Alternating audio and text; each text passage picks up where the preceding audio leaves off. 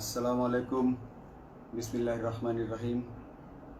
আমি বাংলাদেশ পুলিশের একজন কর্মকর্তা এসআই মাসুদ রানা। আমি আপনাদের কাছে কিছু তথ্য তুলে ধরতে চাই, যেটা বাংলাদেশের মানুষ অনেক দিন ধরেই জানে না, বা তারা এই প্রশ্নের উত্তর খুঁজছে অনেক বছর ধরে, কিন্তু কোনো উত্তর খুঁজে পায়নি। আজকে যাকে সেনাবাহিনী থেকে অব্যাহতি দেওয়া হলো, মেজর জেনারেল জিয়াউল হাসান, যিনি এনটিএমসির প্রধান ছিলেন এবং তিনি র্যাবের অতিরিক্ত পরিচালক ছিলেন। অতিরিক্ত পরিচালক অপারেশন। তিনি মেজর থাকতেই র্যাবে ছিলেন এবং বাংলাদেশে যত গুম খুন হয়েছে, বিএনপি সহ অন্যান্য যারা অ্যাক্টিভিস্ট, সেই গুম খুনের সাথে জড়িত এই জিয়াউল হাসান। অনেক নেতাদেরকেই র্যাবের কালো গাড়িতে করে সিভিলে ধরে আনা হতো, এনে র্যাব ওয়ানের গোপন আস্তানায় তাদেরকে আটক রাখা হতো। এরপর তাদেরকে সময় মতো অজ্ঞাত স্থানে নিয়ে তাদেরকে হত্যা করা হতো এবং অজ্ঞাত স্থানেই তাদের লাশ হয়তো নদীতে ডুবিয়ে দেওয়া হতো, নয়তো তাদেরকে দাফন করা হতো, নয়তো অ্যাসিডের মাধ্যমে তাদের লাশকে গলিয়ে দেওয়া হতো। আমি 2014 অক্টোবর থেকে 2017 ডিসেম্বর পর্যন্ত র্যাব সদর দপ্তরে কর্মরত ছিলাম। তখন র্যাবের ডিজি ছিলেন বেনজির, যিনি আজকে দেশের হাজার হাজার কোটি টাকা চুরি করে, পুলিশের হাজার হাজার কোটি টাকা চুরি করে পালিয়ে গেছেন বিদেশে। তো আমি দেখেছি অনেক মানুষকে কিভাবে অন্যায়ভাবে গ্রেফতার করে নিয়ে গুম করে রাখা হতো। আমি রিসেপশনে ডিউটি করতাম। গুম হয়ে যাওয়া মানুষের স্বজনেরা আমার কাছে আসতো, কিন্তু আমাদেরকে কঠোর নজরদারিতে রাখা হতো। সিসি ক্যামেরার আওতায় ছিলাম, তাদের সাথে আমরা ওভাবে কথা বলতে পারতাম না। তাদেরকে কোনো তথ্য দেওয়া নিষেধ ছিল আমাদের জন্য। কিন্তু তাদের স্বজনরা আসলে এসে যখন এখানে কান্না করতো, আমি নিজেকে ধরে রাখতে পারিনি। আমি অনেকের স্বজনকেই তাদের স্বজনের, গুম হয়ে যাওয়া স্বজনের পরিণতির কথা জানিয়ে দিতাম। বিশেষ করে যাদেরকে মেরে ফেলা হতো, খুন করা হতো, তাদেরকে আমি খারাপ সংবাদটা দিতাম না। কিন্তু যাদেরকে বন্দি করে রাখা হতো, যেমন বিএনপি নেতা সালাউদ্দিন আহমেদকে যখন অ্যারেস্ট করে আনা হলো, তিনি অ্যারেস্ট করার সময় ধস্তাধস্তিতে মাথায় আঘাত পেয়েছিলেন। তাকে র্যাব ওয়ানের গোপন কক্ষে আটক করে রাখা হয়েছিল দীর্ঘদিন। এরপর তাকে এক সময় ভারতে পাচার করে দিয়ে আসা হয়। তাকে অজ্ঞাত কারণে হত্যা করা হয়নি। তার ফ্যামিলি এসেছিল, তার স্ত্রী হাসিনা আহমেদ, তার ভাই গিয়াসউদ্দিন আহমেদ।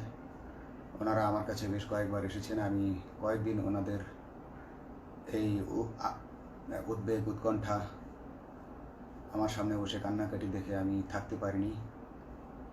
আমি ওনাদেরকে কৌশলে আমার ফোন নাম্বার দিয়ে আমি ওনাদের সাথে দেখা করে ওনাদেরকে জানিয়ে দিই যে সালাউদ্দিন সাহেবকে হত্যা করা হয়নি, উনি জীবিত আছেন এবং ওনাকে হত্যা করার সিদ্ধান্ত নেওয়া হয়নি। এই সিদ্ধান্তগুলো যিনি নিতেন তিনি হচ্ছেন বর্তমানে মেজর জেনারেল জিয়াউল হাসান, যাকে আজকে অব্যাহতি দেওয়া হয়েছে। শুধু অব্যাহতি যদি দেয়া হয়, তাকে যদি বিচারের মুখোমুখি করা না হয়, তাহলে এই আন্দোলনের, এই স্বাধীনতার কোনো মূল্য থাকবে না। আমি আজকে আর কাউকে ভয় পাই না।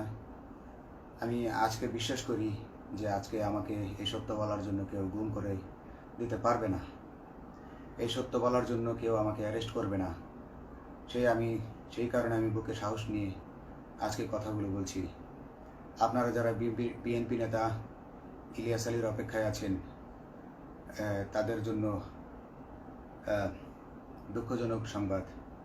তাকে অনেক আগেই হত্যা করা হয়েছে। তাকে পতেঙ্গা সমুদ্র সৈকত দিয়ে কড়া পাহারায় সাগরের মাঝখানে নিয়ে স্পিড বোটের মাধ্যমে মুখে পলিথিন পেঁচিয়ে হত্যা করে, তার পেট ছুরি দিয়ে ছিদ্র করে, তাকে পাথর দিয়ে বেঁধে সাগরে ডুবিয়ে দেওয়া হয়েছে। শুধু ইলিয়াস আলী নয়, অনেক নেতার সন্ধান যারা আজও পাননি। কিছু মানুষ তো ঘর থেকে উদ্ধার হয়েছে, কিন্তু যাদেরকে আপনারা পাননি তাদের সবার এই করুণ পরিণতি হয়েছে। আমি যদিও তারা এই কাজগুলো অতি গোপনে করত এবং র্যাবের অন্যান্য শাখার কর্মরত কর্মকর্তা কর্মচারীরা এটা জানতো না, কিন্তু আমি অত্যন্ত বিচক্ষণভাবে আমি এই খবরগুলো নিতাম, কারণ আমি জানতাম এগুলো একদিন আমি প্রকাশ করতে পারবো। এবং এই দিনটার অপেক্ষায় ছিলাম আজকে এত বছর, মানুষের কাছে সত্য প্রকাশের। বাংলাদেশের মানুষ জানুক যে কারা খুনি, কারা এত মানুষকে খুন করেছে, এই দেশ থেকে এই দেশে ত্রাসের রাজত্ব কায়েম করেছে। তারা মাদকের ক্রস ফায়ারের নামে যে হত্যা ট্র্যাডিশন চালু করেছিল, এই ট্র্যাডিশনের উদ্দেশ্য ছিল বিরোধী দলের লোকজনকে হত্যা করা। কারণ পুলিশ এবং সেনাবাহিনীর অনেকেই মানুষ হত্যা করতে ভয় পেত, তারা এটাতে অভ্যস্ত ছিল না। অনেকেই অনেক সাহসী, কিন্তু একটা মানুষকে হত্যা করার পর তারা আর ঘুমাতে পারতো না, তাই তারা এসব কাজ করতো না।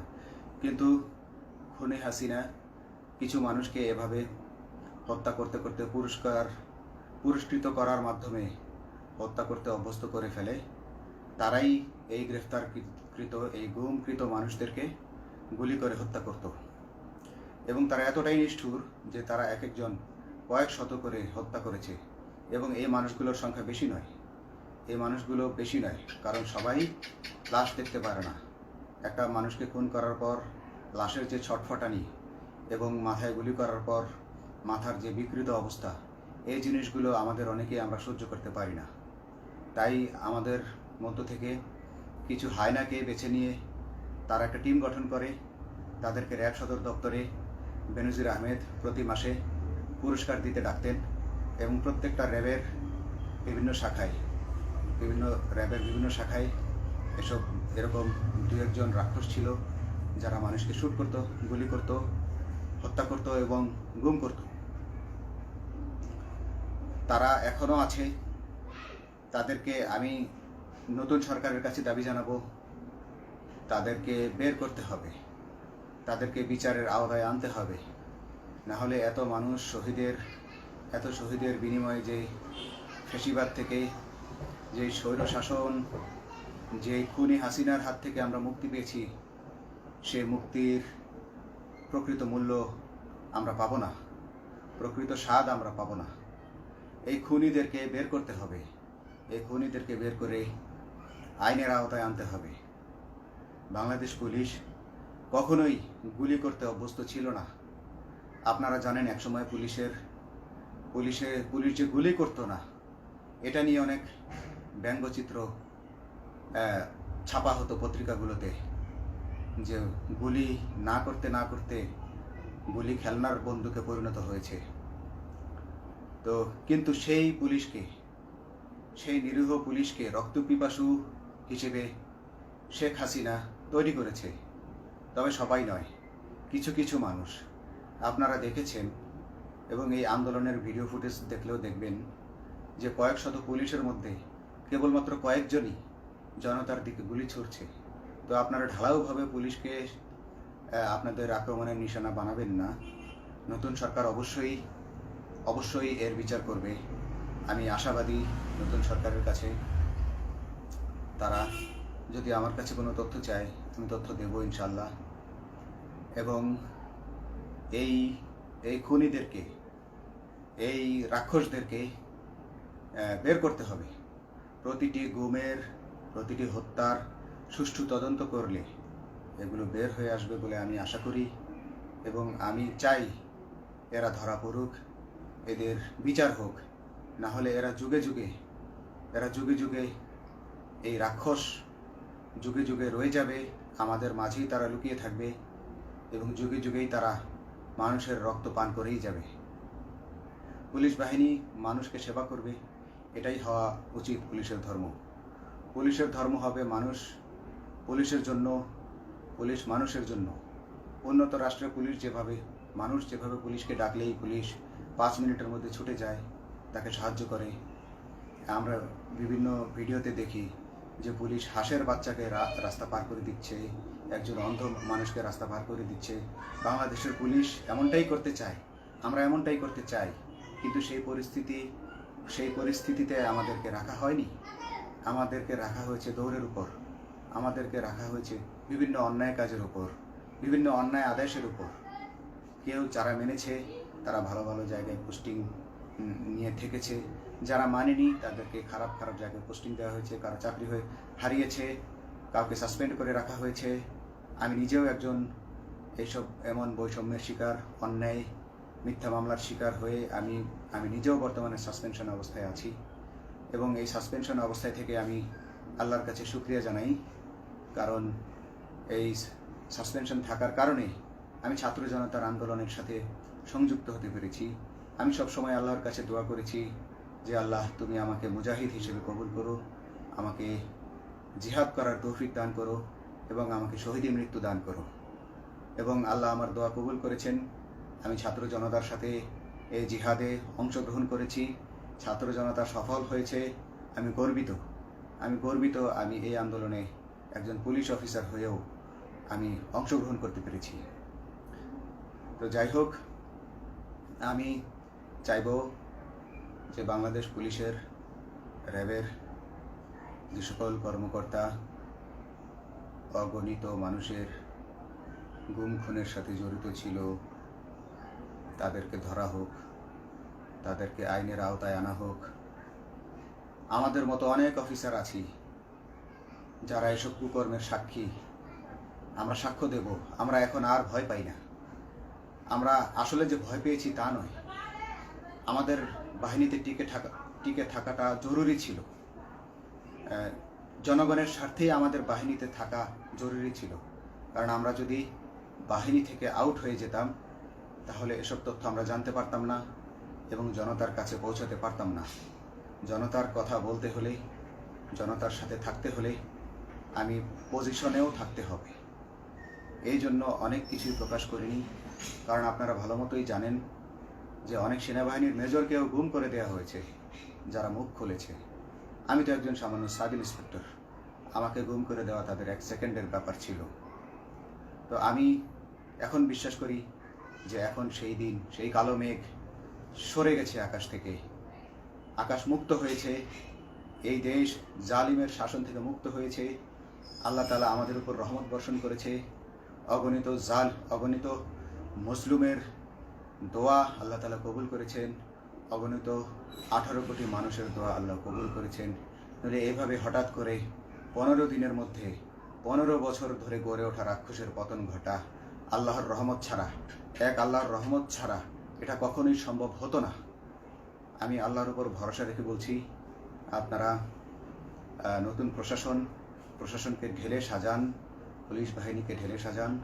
এই সিস্টেমের মধ্যেই, পুলিশের এই সিস্টেমের মধ্যেই গণ্ডগোল আছে, নিয়োগের মধ্যে গণ্ডগোল আছে।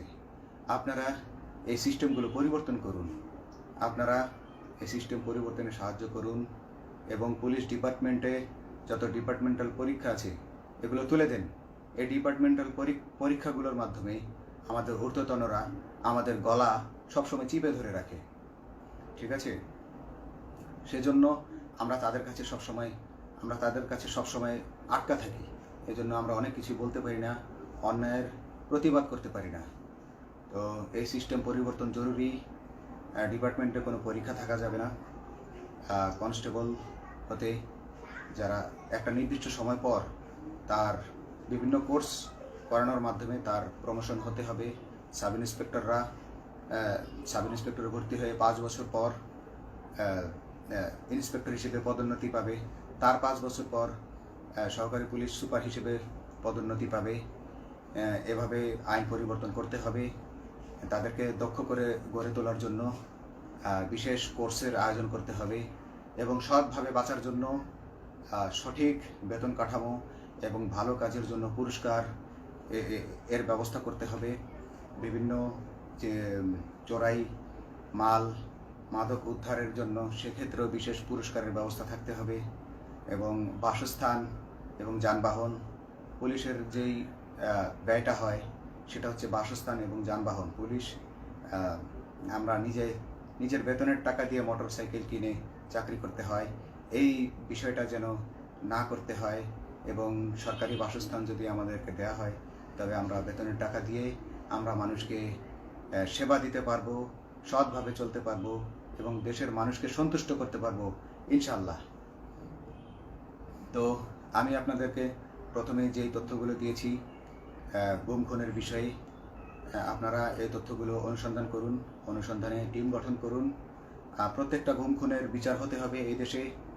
যারা আটক ছিলেন অনেকেই হয়তো এখন আয়নাঘর থেকে মুক্তি পেয়েছেন, কিন্তু যারা দুর্ভাগ্যের শিকার হয়ে মৃত্যুবরণ করেছেন তাদের আত্মীয় স্বজনরা, তাদের প্রতি আমার সমবেদনা রইল।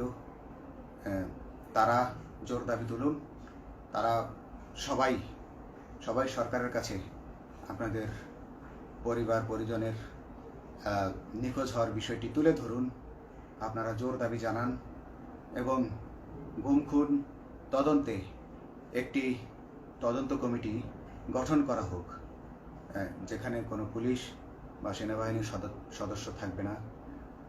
এটা হতে পারে বিচার বিভাগীয় তদন্ত বা অন্য কারো মাধ্যমে, কিন্তু এই হায়নাদের এই খুনিদেরকে বের করুন, বের করে এদেরকে শাস্তির আওতায় আনুন, তবেই এই তবে তারা তাদের তাদের বলিদান সফল হবে। আসসালামু আলাইকুম।